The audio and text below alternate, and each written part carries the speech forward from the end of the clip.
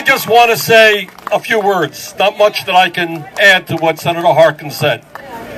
And that is that right now we are engaged in one of the great political struggles in the history of this country.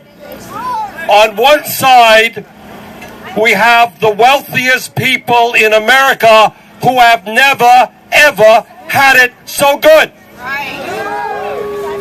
On the other side, what we are seeing is 16% of our people unemployed and 46 million Americans who are living in poverty, and that number is growing every single day. So the issue that we have to deal with right now is to determine whether that capital, that government, is there to represent all of the people and not just the wealthiest and most powerful. In America today, and all of you should know this, we are the only nation in the industrialized world that does not guarantee health care to all people as a right.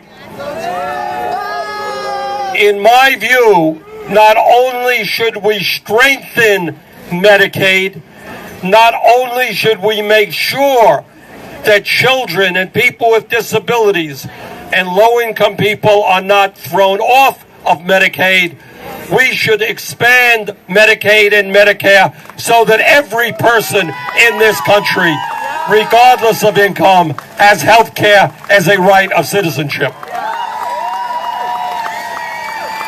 And I should tell you that in my state, it's a small state, the state of Vermont, thank you, we are hoping to lead this country into a Medicare for all single-payer healthcare system.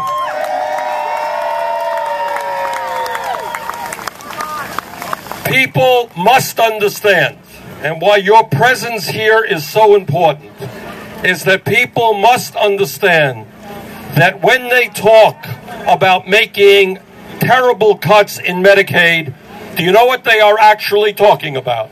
Let's be clear. This year, according to a study at Harvard University, 45,000 Americans will die because they don't get to a doctor when they should and they don't have any health insurance.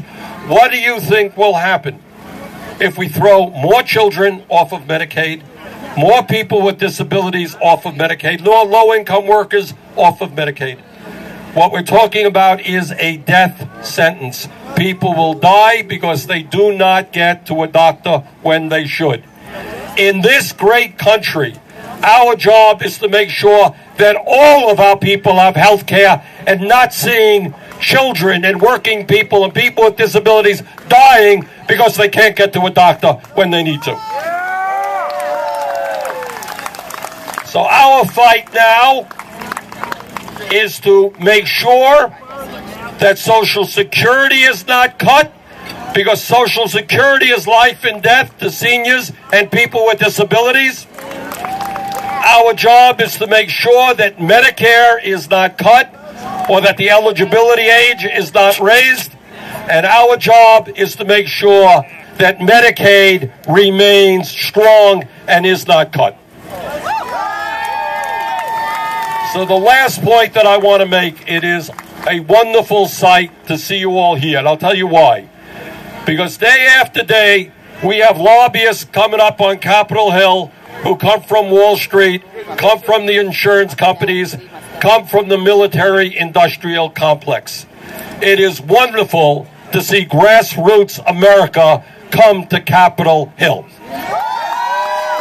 So thank you for being here. And the last point that I would make